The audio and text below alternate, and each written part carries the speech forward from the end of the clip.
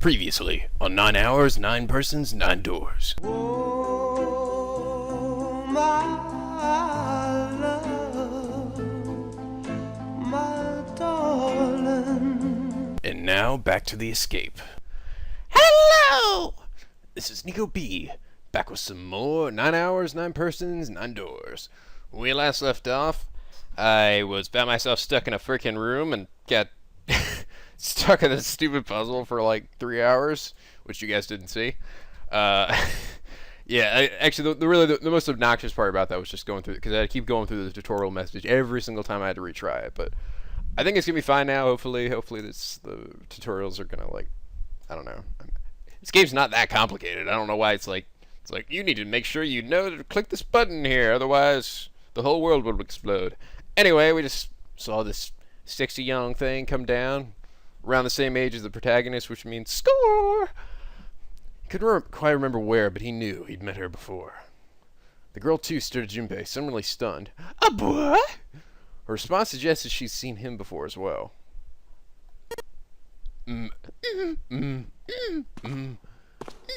So he's that lips he said.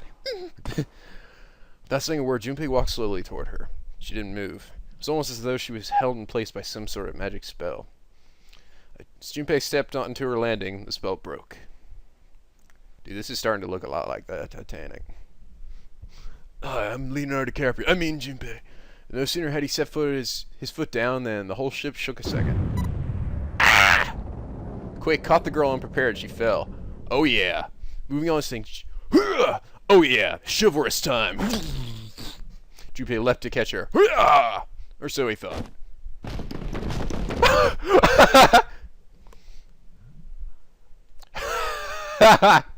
Yes. This is what always happens in these freaking animes. Like some ridiculous. Did you guys ever read that? Oh my god! I think the most ridiculous one I've seen is To Love Ru. Have you guys have read that? This is the most fucking ridiculous thing I've ever seen. Like every time the freaking main protagonist, he's a dude. He like falls down and his face will just go square into like their freaking panties or something, or his hands are grabbing their boobs, or his whole face goes up their shirt, or just something just freaking ridiculous, you know? And it's like, oh my god! And like every time I see it, I'm just like, what the fuck? Her face was far closer than it should have been. Mere inches from his own. Oh, you know what? Screw this. Screw everybody else. I don't care if there's 7 other people watching. Let's do it right here. Okay, come on, take me here. He was flat on his back. She had landed squarely on top of him. The girl seemed as confused as he did, and the face suggested she still hadn't fully recovered from seeing him. Oh, I love that song. For a moment, they seemed to stretch for a very long. They seemed to stare at one another. Ah. Ship stopped shaking. Everything was quiet. Water could be heard from the bottom of the ship, lapping faintly at the walls and ceilings, but eventually that faded as well. The silence was complete, a thick muffling blanket. At last the girl opened her mouth. Oh my gosh! Is that you, Jumpy? Jumpy. Jumpy. Her words echoed through the Junpei's head. No, Jumpy. No! I thought I was gonna score. But no, I'm just Jumpy. Suddenly his memory returned. Akane? Is it? No. Yeah, Akane. Akane. So yeah, Akane. Why didn't you realize it before? The girl was Akane Kurashiki. She and Junpei had been friends in childhood. They'd gone to elementary school together for 6 years. What was she doing on the ship? I like how she's still just like bending over him like that. Her soft eyes were only inches away from his own. He could feel the warmth of her face. He's like, holy shit, this is awesome. This is way this whole situation took a 180. Now I'm totally love being here. Feelings he thought long forgotten began to work their way up to the surface of his penis. And he could feel his face heating up. At that moment, a squeaker. Oh, at least she didn't like slap the shit out of him. Usually that's how it always works. She goes, Kia! Like slaps him and he goes flying out a freaking window. Speaker crackled to life, and a cold, eerie voice filled the room. Alright guys, stop having sex and listen to me. Welcome aboard. I welcome you all from the bottom of my heart to this, my vessel. The voice's invasion, the spell between Junpei and Akane was broken. All hints of burgeoning romance instantly forgotten. They hurriedly untangled themselves from one another and struggled to their feet. Their 7 companions had heard the voices well, and many of their faces had gone pale. They looked around frantically, desperate to locate the source of the voice. At last they found it. A speaker said in the ceiling, "We're all gonna play a little game." "Fuck you, boo, you suck." Hey, who said that? Hey, who said that? Me. Hey, you shut up, you little nerdy dude. It wasn't me, it was that other guy, though. I don't care. It's your fault. You're the one with... I'm pretty sure I can take you, that's why. I am Zero, the captain of this ship. I am also the person who invited you here. I'm the guy who actually kidnapped you. The voice was harsh, obscured occasionally by the crackle of static. When Junpei recognized it, how could he have forgotten it? Blah, blah, blah, blah, blah, blah. You know, it was me from like 2 seconds ago. Same voice he'd heard from the man in the gas mask. Hey, asshole, what the hell is this? Come on out here. I want to get a look at you. I will punch you with my silver hair. What do you mean to do to us? I mean to have you participate in a game. Some of you, I know, are familiar with this game. The Nonary game. It is a game where you will put your life on the line. We already heard this part! Shut up, I'm saying the rules for those of you I didn't tell that to, alright? We all heard the same... Shut up, alright? This is for the player.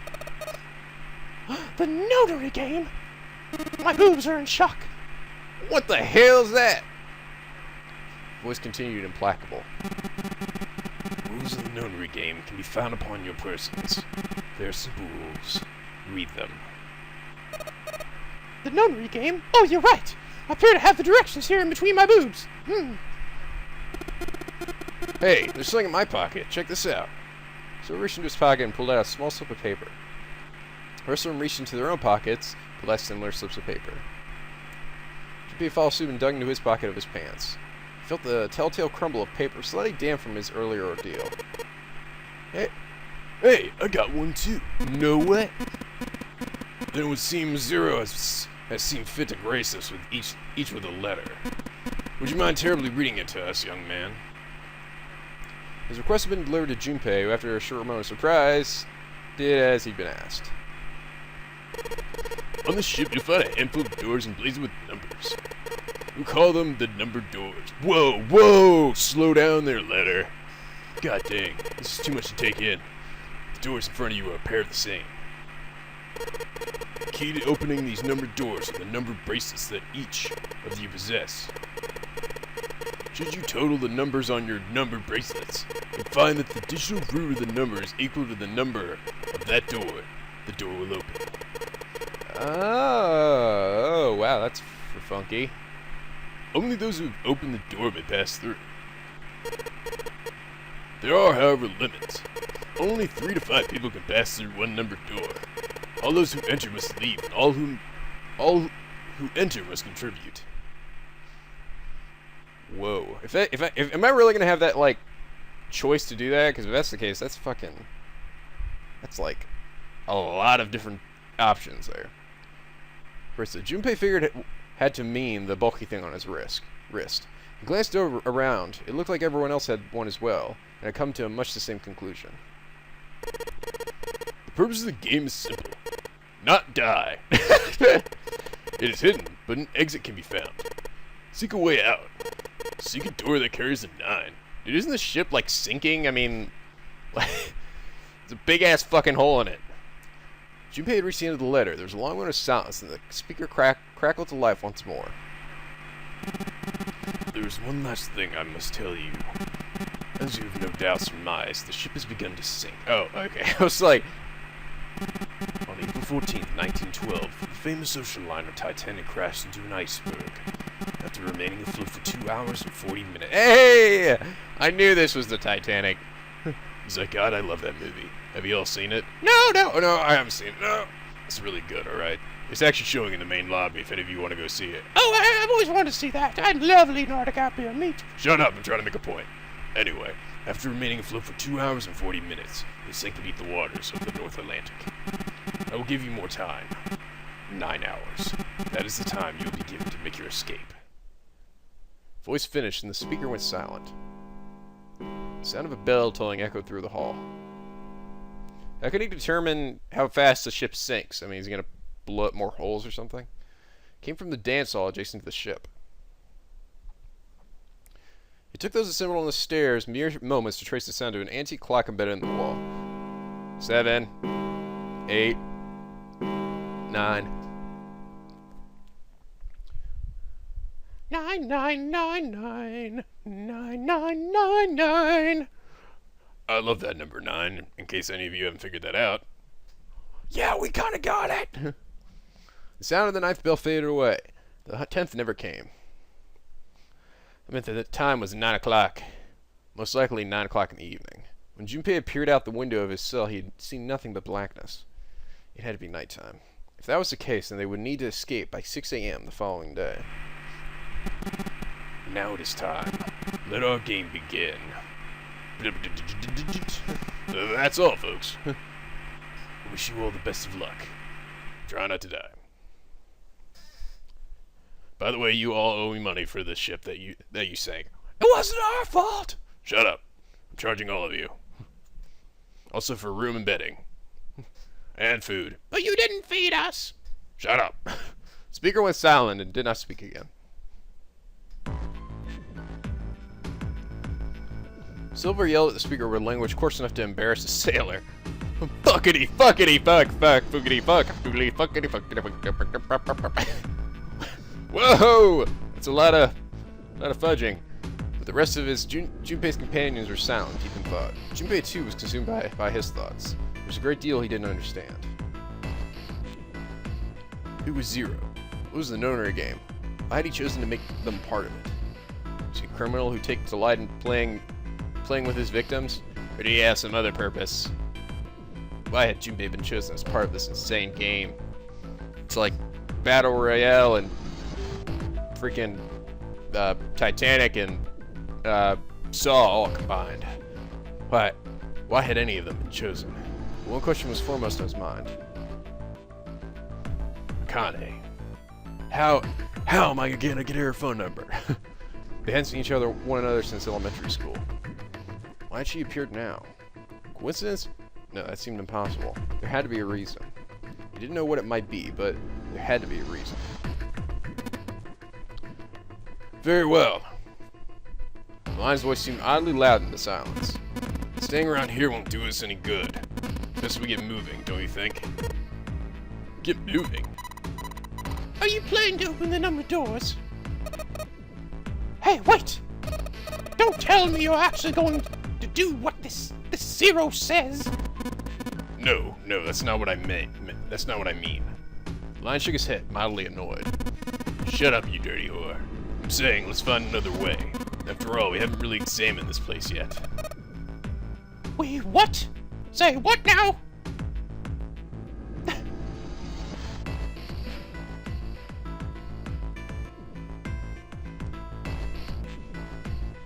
Oh boy. Their separate investigations finished, all 9 people returned to where they had left one another. The result of their work was nothing. Fuck.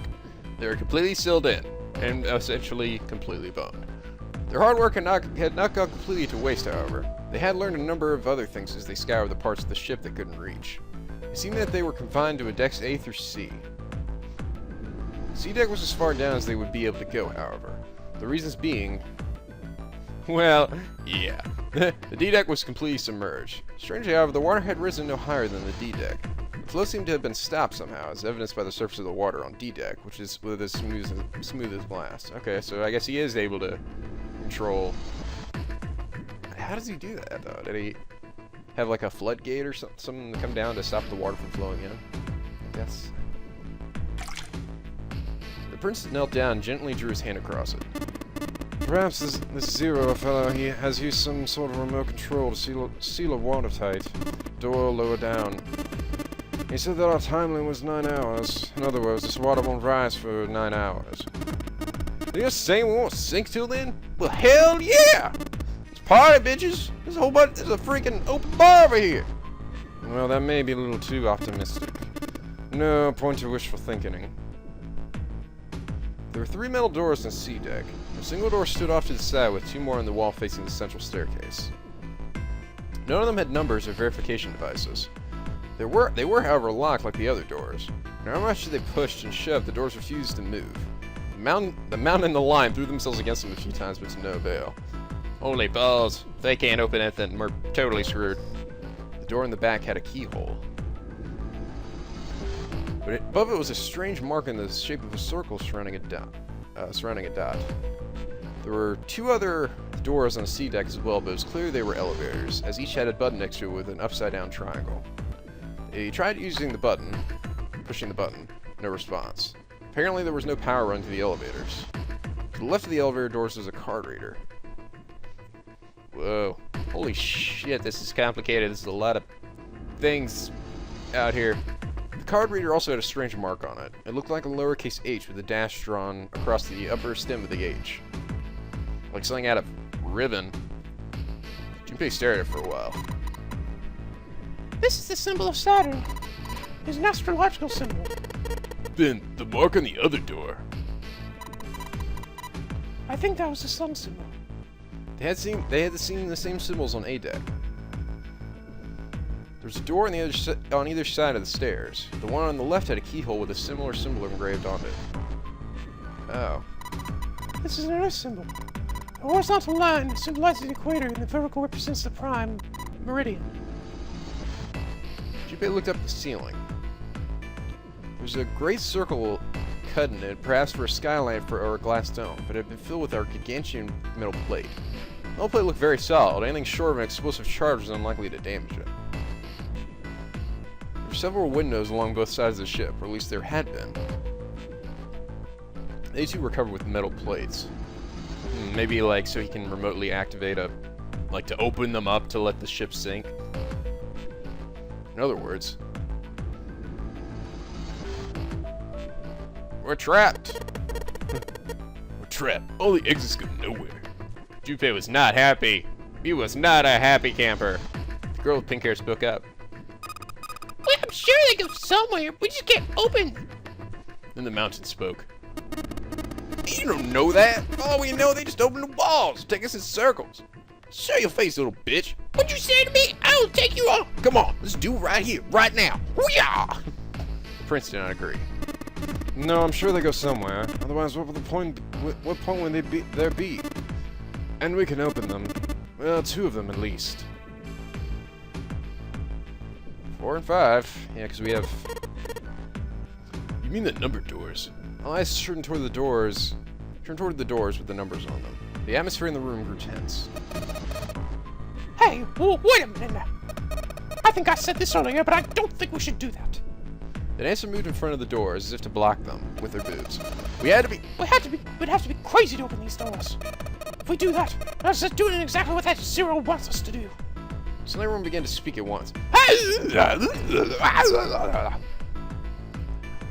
agree. That's just a terrible idea. I think we should get going. We should stay here. Wait, when did Mickey Mouse show up? I think we should keep going. Shut up, I've been here the whole time. We don't have any other ways to open the doors. We should just wait for somebody to come for us. We don't have time for that. No.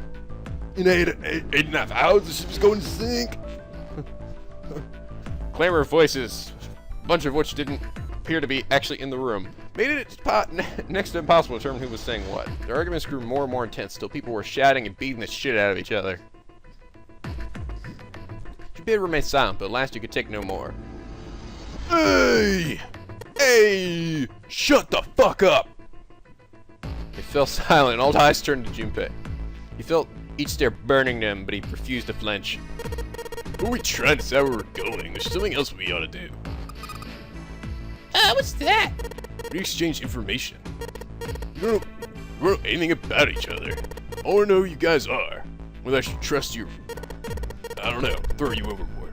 Who you are, where you came from, how you ended up here. Don't tell me you aren't curious too. They're silent. Some of them looked the other way or bit their lip, or crossed their arms and stared at the ceiling. I don't like any of you. One of them spoke up. It was Akane. I agree. I think Jumpy's right. Wait, Mountain is the Jumpy. Oh, I'm sorry. I'm talking about him. I just called him Jumpy. His name is Junpei. You pointed toward Junpei. Okay, I thought she was just mispronouncing his name. We're childhood friends. We went to the same elementary school. Wait, stop! Say what now? Don't tell us stuff we didn't ask you about. I don't give a shit about any of you. I will cut you. He's probably watching us right now. What are you gonna do if he's listening in? Dude, he's fucking kidnapped you by this point. He obviously knows enough to find out where you live. Would that be bad? Hell yeah, it would. We don't know how much that bastard knows about us. Maybe just pick up a bunch of random people to kidnap. Alright, what if you go and start stating your social security number right here in front of everybody? Will I take out my pen and pencil and start writing it down? Wait, what are you talking about? If that is the case, then it'd be dangerous for us to let him know too much. If everyone knows who we are, we can go out of our families. Maybe tell us, yeah, get them to get us to do stuff, you know? But we still need to know what our names are. It's gonna be hard to talk to each other if we don't have names. Alright, why don't we have a code? Why don't we have code names? And apparently it seemed like the obvious solution. Oh great, everybody has code names except for the people who just announced their names. Fuck! Code names? Yeah, we'll pick something. Like, I'll be 7. 7? I called you Mountain in my head. What'd you say, you little bitch? Why are you 7? Seems a fair question, because he's number 7 on his watch. Come on, Junpei. The man stuck out his left arm. This is brazen set number 7. Get it through your little thick-headed skull. Oh, I get it. Yeah, that's a good idea. He smirked. Alright, I'm gonna be Santa. Santa? I'm Santa Claus! Oh ho ho! Ha ha ha! I used to work at the mini mall back then. As the Santa, I got kicked out for drinking too much. Santa. Have you Chunsoft Japanese? No? Well, San means 3, so I'll be Santa. In this game originally in Japanese, so shouldn't they be like, yeah, actually we're all speaking Japanese right now, aren't we? You know, like Santa Claus? Fits, don't you think? Then your bracelet number. Yeah, it's got a 3 on it. Good job, Grandpa. What'd you say, you little punk? I will take you down. Hey, nice little scarf you got on your arm. What'd you say? Just like the man had done, Silver thrust out his left hand. Sure enough, the face of his bracelet read 3. Very well then. I'll go next, shall I? My bracelet number is 1. Given that, I think Ace seems appropriate. Well, my boobs are double D's, so I think I should be called Lotus. Wait, no, that's not quite right. Anyway, it's 8 petals. Oh, that would have been fan-fucking-tastic if she did that. It's like, Double D, sir, just call me Double D. Which means, of course, that my bracelet number is... number 8. I would appreciate if you call me Snake. As in Solid Snake. Because I love Metal Gear Solid. But it has actually nothing to do with my... it actually has nothing to do with my number. This number's 2. Since Ace had chosen cards and I chose dice. Snake eyes, clearly, which is particularly relevant when given I'm blind. Oh. Okay. Oh, that's why his eyes are closed. Makes sense. Blind, really? I thought he was just like like Ichimaru from Bleach, and he just like has his eyes closed all the time. For some reason, he can see just fine. He kept his eyes closed during the entire ordeal, which suggested something strange, but here it's said so casually. Something of a surprise. Come on, man, he's probably had it his whole life or something. I ever seemed a little nervous at the prince's proclamation, but no one seemed to know how to react to it.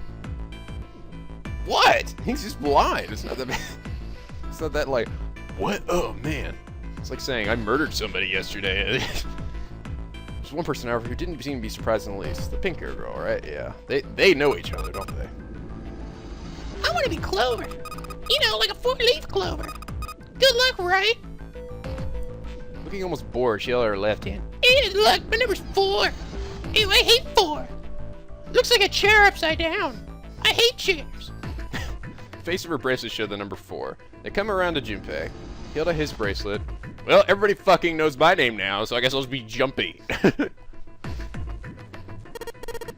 Alright, my number's 5, so my codename's gonna be... yeah. Why have one? It's not like there's any point to it now. Answer cut him off in mid-sentence. I mean, we all know your name already. You're Junpei. Oh. Talking cleavage is right. They all nodded. Akane stepped forward nervously. Then you should all call me by my name too. Because I mean, it doesn't seem... Doesn't seem fair to Jumpy? You're thinking it's not cool for you to hide your name after you told us his. Oh, that's true. She was the one who told him. Akane fidgeted awkwardly. She seems kind of like a nervous girl, doesn't she? Junpei decided that he had to do something. What's your bracelet number? It's 6. She hesitated for a moment, then held out her left hand. As she claimed, the bracelet's number shows 6. Junpei looked at it for a moment and thought, alright then, why don't we call you June? As in 6 months, yeah. June! Yeah, you know, it's the 6th month of the year. So you're June. Jumpy! Oh, Jumpy!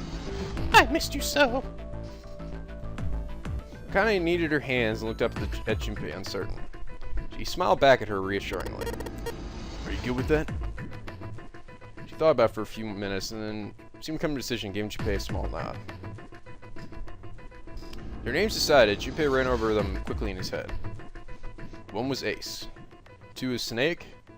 3 was Santa. Santa! 4 was Clover. 5 was Junpei's number.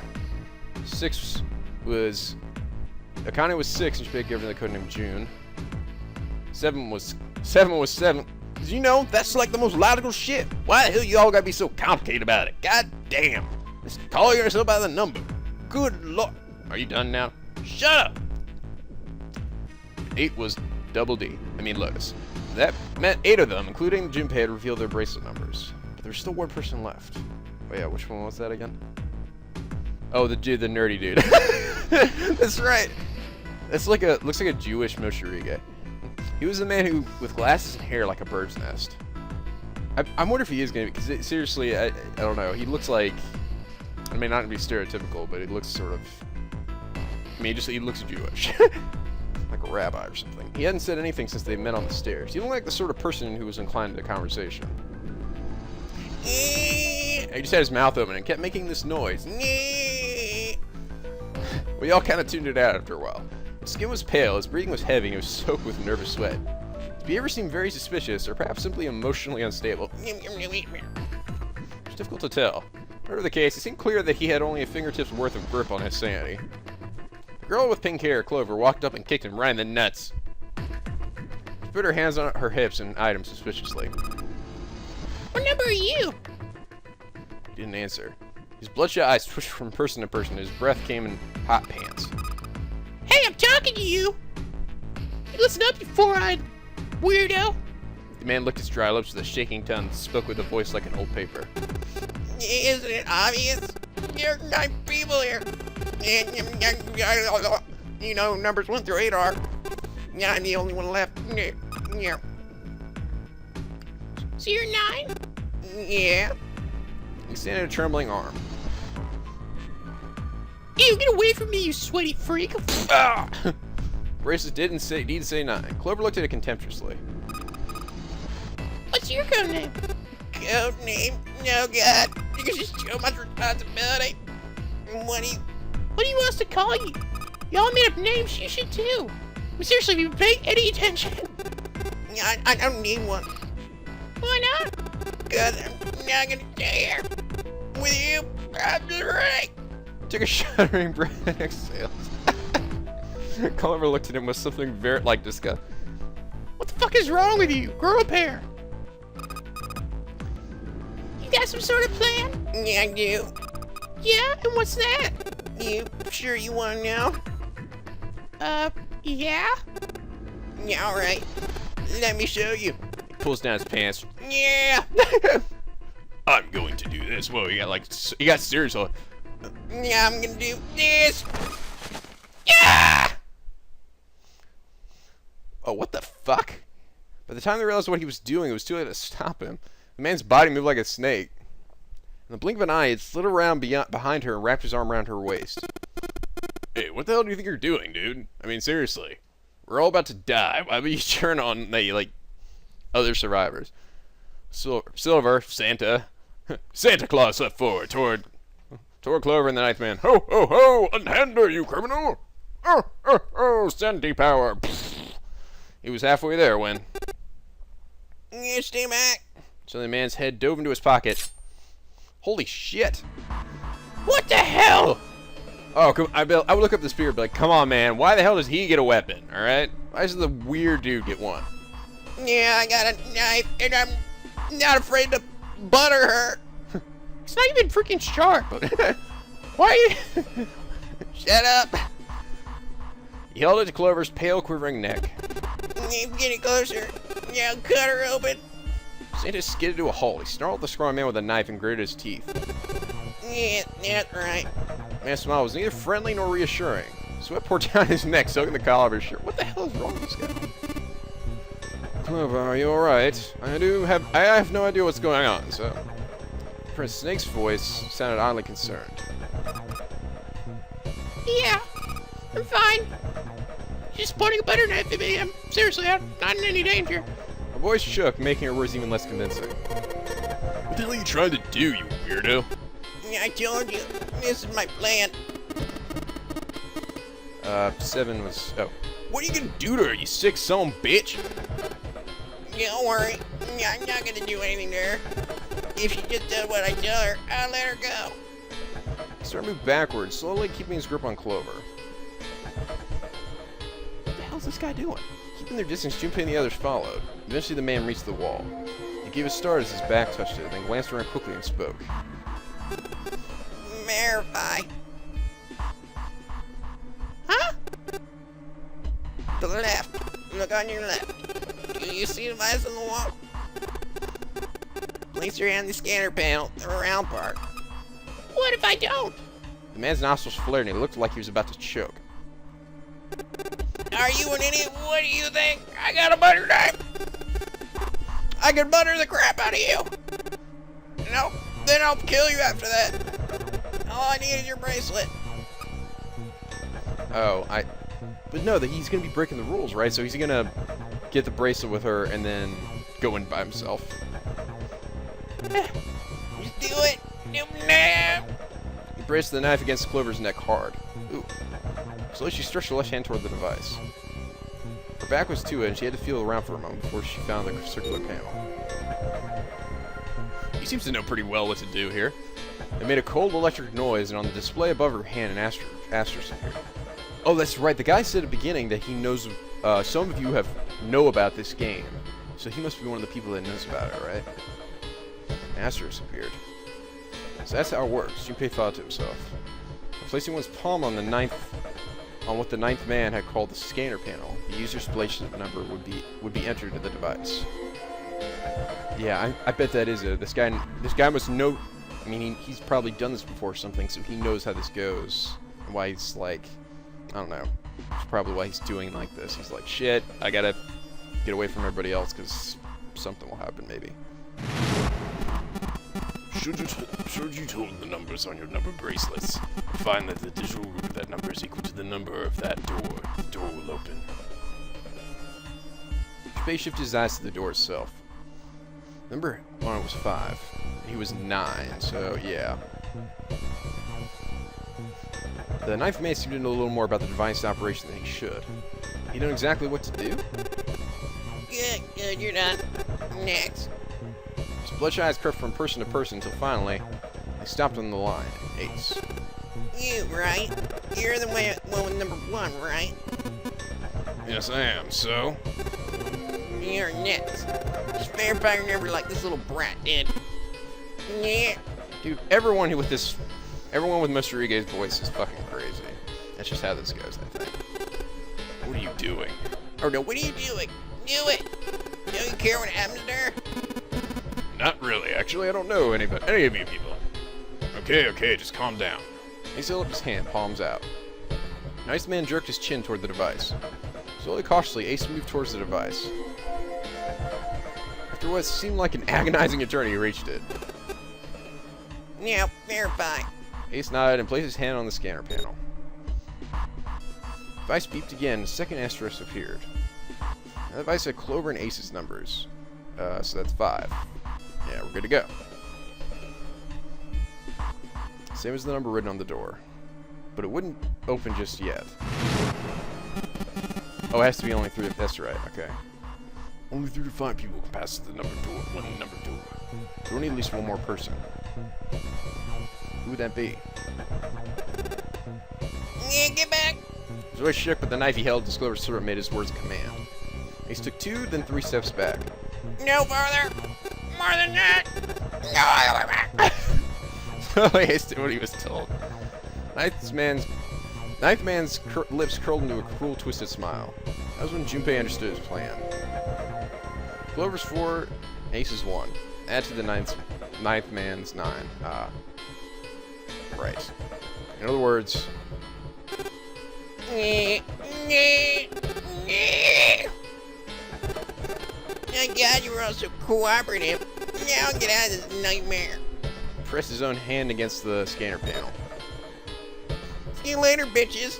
Third asterisk appeared on the screen. He dropped his hand to the lever on the side of the device and pulled.